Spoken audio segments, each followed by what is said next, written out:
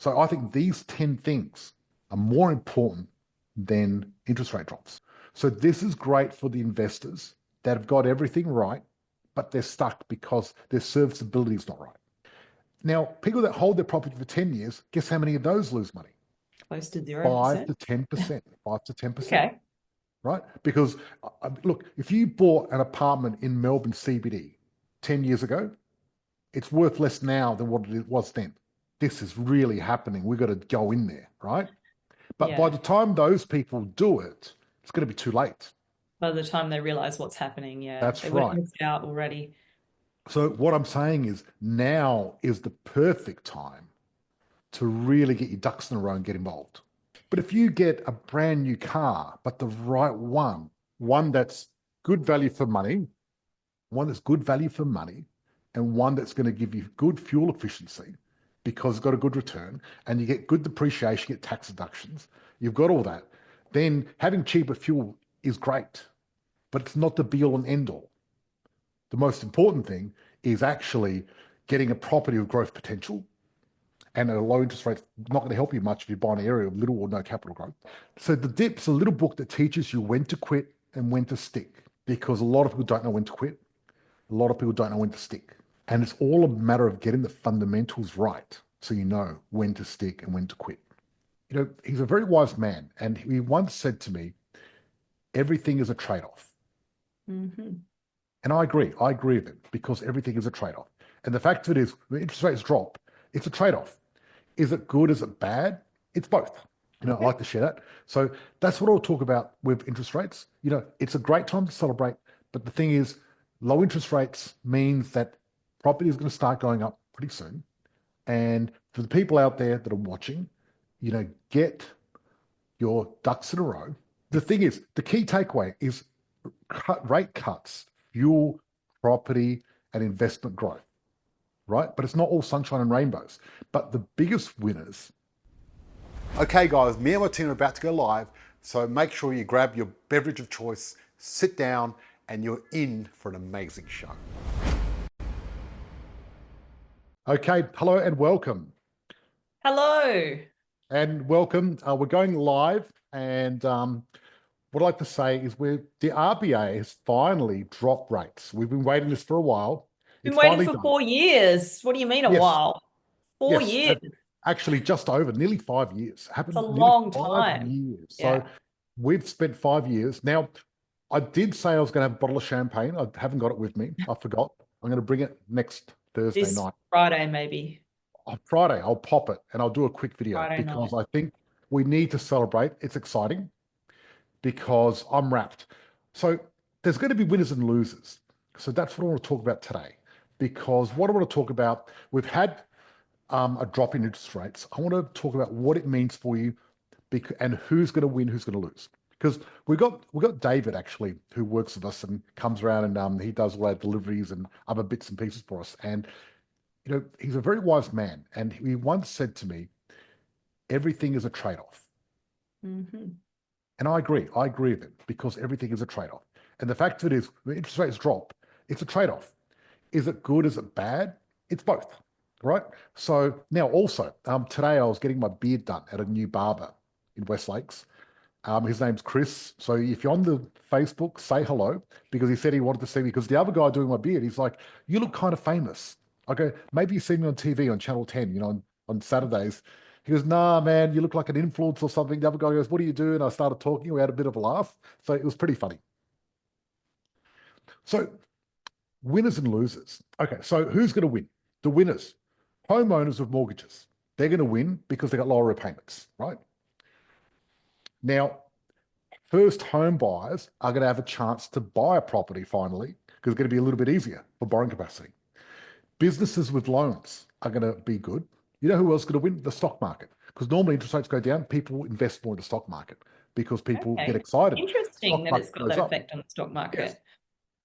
The thing is, the key takeaway is rate cuts fuel property and investment growth, right? But it's not all sunshine and rainbows. But the biggest winners are property investors, cheaper money and easier to expand your portfolio. Yay. All good for us. Now, This is surprising losers. Savers and retirees, they lose because most retirees and savers have got their money in the bank. They're going to earn even less interest now. Well, that makes sense. Yeah. I mean, they weren't earning much anyway, but they're going to earn less. How much was the rate cut by, George?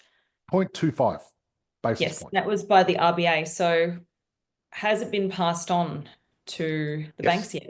The banks have been passing it on. A few banks passed it on before it even happened. Yes. Because they couldn't wait. There's a bit of competition with our banks. Now, we got four of the richest banks, especially Commonwealth Bank of Australia. They are very big in the stock market. They're huge and they do very well. So they're all competing now to get as much of the market as possible. So what's been happening is the banks have been buying up a lot of other places that do loans. And they shouldn't be really allowed to do this, but they're buying up everything. So there's less competition. They've been buying up their competition. Exactly. They have. A bit like Like the Westpac. big fish swallowing the little fish. Well, a bit like Westpac. Remember there used to be Rams home loans, right? Yes. And they were excellent product. A lot of our clients use Rams. And they were very competitive too. They did very well. And then Westpac bought them, rammed to the ground, destroyed them because they didn't want the business, even though it was a great business making lots of money. They wanted less competitors and they just wanted the database. Wow. Just me, that just doesn't make sense, but that's what they did, right? So they're creating less competition then? Yes, and they're buying them up. That's what's happening. Now, normally, the government's supposed to stop that from happening, but they don't. Now, I've got a door open on the balcony here and it keeps banging, so I'll let you go and I'm going to just close this door. So I don't want to listen to this all night. Okay. Okay. Idea. Now, rate drops. What does it mean for us? So what this means, and I look at property and rates and property investing as cycles. You know, you could imagine cycles. Let's talk about seasons, much easier. So you got spring, you've got autumn, winter, and summer. I should have said it in order, it's better. So you got spring, summer, autumn, winter, right? And so if you look at it that way, there's always going to be a spring before summer and always an autumn after summer. That's just the way it works with the seasons. And when it's winter, we're never surprised that there's a summer after winter, are we? And when there's summer, we're never surprised. Part of the natural cycle. Yeah. And we're never surprised after summer that there's a winter. But people seem to get surprised when interest rates are low. They think they're never going to go up again. And when they are high, they think they're never going to go down again, right? But the fact of it is, it's always going to happen. It's not surprising at all. And I'm not surprised that now after 5 years, we're finally entered a downward cycle. So what does this mean? This is very exciting because what's happening now is inflation has sort of slowed down. So now the RBA have dropped interest rates and they're going to continue doing so. And there's probably going to be 3 or 4 other drops over this year. When do you expect the next rate cut? Look, it's hard to tell, but we expect, remember I said I expect something to happen this year, and it happened early this year, like I said. Yes. I expect another 3 this year, but I don't know when, but it will be this year. Okay. So what does that mean? It means that the first rate cut, people are going, finally, there's going to be a lot of people refinancing.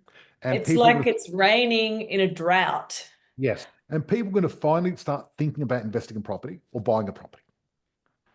But they're not going to be so motivated, but they're not going to hold back anymore because a lot of people saying, I'm holding until interest rates drop. So there's going to be a portion of the market that are going to start now getting involved.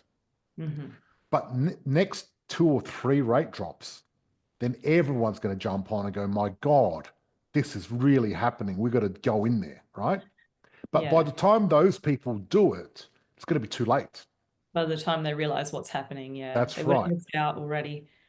So what I'm saying is now is the perfect time to really get your ducks in a row and get involved. Now, what I want to talk about is, are interest rates everything or are they just one part? And I've got an analogy to make, right? Because I was thinking of an analogy today and I was thinking maybe hamburger, maybe this, but then I thought, no, car. So if you think of investment property as a car, you think of interest rates as the price of petrol,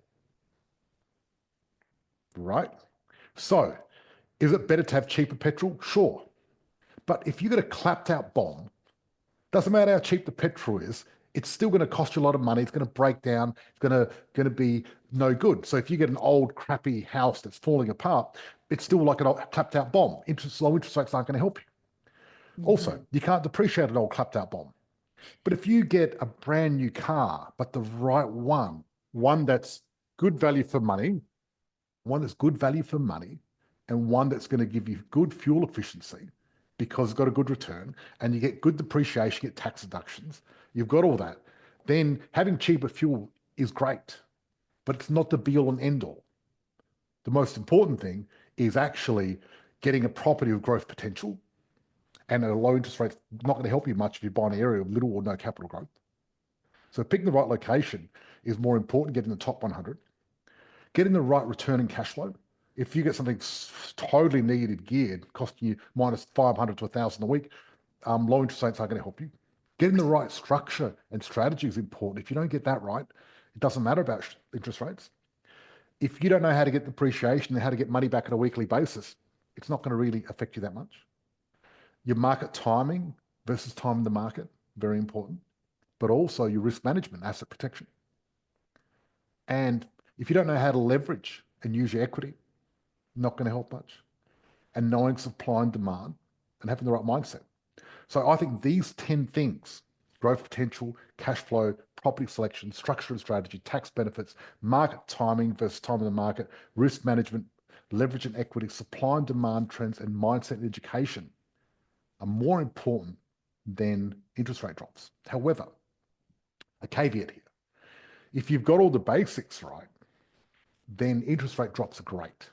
And why they're great? One, it's going to be cheaper to control your portfolio, right? So your weekly cash flow is going to go up. Your cash flow is going to go up straight away, which is great because most places are setting it back through. Also, your borrowing capacity is going to go up. Numbers are going to look a lot healthier. You might be able to get another property if you were stuck before. So this is great for the investors that have got everything right, but they're stuck because their serviceability is not right. Because what happens to most investors is they start investing, and when you first start investing, it's going really well. You get one, you get two, you get three. You can get two or three, you can get 1 to 5, 4 properties within 2 years very easily. But once you get those properties, then you get hit with the serviceability. And that's when you get stuck. And what happens is, this is when a lot of people give up. Because they hit that roadblock and they don't know any way around it. Yes. And that's why I want to share with you a great book by Seth Godin called The Dip. All right. What I'll do is I'll share the picture because the picture says 1,000 words. The Great Dip. No, The Dip. The Dip. Yep. We're seeing a Zoom and now we're seeing a calendar. No, can someone share the PowerPoint for me, please? There you go. Why have I got a team there? Someone can share the PowerPoint and show me a picture of the dip because I want to explain the dip. How many screens do you have, George? I thought I had a lot of screens. Christina, I've got so many tabs open, and every now and again, one tab's playing music, and I don't know which one. I don't know what's going on. That's the worst. Yeah. So, okay, the dip. This is it. So look at this dip. Okay, the dip. If you look at this picture, right, you start off, right, and things are going very well, and then pretty soon it goes down to a dip, and you're stuck at that dip, right? And what happens is people go along this dip, and then they quit just before things start going well and going up. That's what happens. So that's why. So the dip's a little book that teaches you when to quit and when to stick. And I'll talk a little bit about that. We can stop sharing the screen now because me and Christina will go back. So what I want to talk about is the dip, when to stick and when to quit. Because a lot of people don't know when to quit. A lot of people don't know when to stick. And it's all a matter of getting the fundamentals right so you know when to stick and when to quit. Mhm. And if you get all the fundamentals right, so for example, if you're buying the top 100 with our group, the property is going to double every 7 or 10 years. How do I know that? Because 3,500 people have gone through this program and all of them made money out of property. That's how I know that. It's going to happen. And what the key is, you've got to stick through it. And what happens every now and again, because the market, even though properties double every 7 or 10 years, they're not always going up. And you can pick the best property in the world, and every now and again, it's going to have, out of that 10 years, it's going to have 1 or 2 years where it flattens out and dips. But it's only for a small period. And then some people, they get to that dip and they're like, oh my God, this is not going to work. I'm screwed. I stuffed it up. My life is finished. I need to get out. And they A lot get of out. people have that knee-jerk reaction and then they go, oh, I have to sell all my properties because the Yeah, market's doing nothing. yeah, or my property went down and I have to sell it. The thing is, Mm. property is not a short-term thing, right? And 80% of people that buy property and have it for less than 3 years lose money. Wow, that's 80%. huge. Yes. Now, people that hold their property for 10 years, guess how many of those lose money? Close to 5 0%. to 10%. 5 to 10%. Okay. Right? Because look, if you bought an apartment in Melbourne CBD 10 years ago, it's worth less now than what it was then. Right. So there's plenty of properties that have done nothing in this 10 years because it was the wrong property. So if you just pick a property out of the blue and just guess and you don't know what you're doing, maybe you shouldn't stick it. But if you got the right strategy and you get the right property, you need to stick through it and go through the dip. Because I'm telling you, doesn't matter who you are, you're going to go through a dip. Yeah. It's going to happen. It's like the seasons. We're going to have winter. Winter's going to come one day. Luckily, at the moment, we're in summer and life is good. And because of look, we've been in a perpetual summer for a long time, right? That's the fact of it. I've never seen property do so well than it has over the last 10 years. Because the last 10 years, in the top 100, there hasn't even been a dip. There's been no dip at all. Zero for 10 years straight. And that's unusual. I've never seen it like that. Because normally there's a couple of years of dip. Before that 10 years, used to happen, you'd get a little dip and everything else, but I haven't seen it. And because of the supply and demand ratio, and because there's such a shortage of properties, I can't see it happening for a while, which is great. So, and you know what you do when it's summer? You you Make harvest, hay while you the sun harvest, you shines. make hay while the sun shines, you harvest, you invest as much as you can, right? Before winter. Get in there before winter.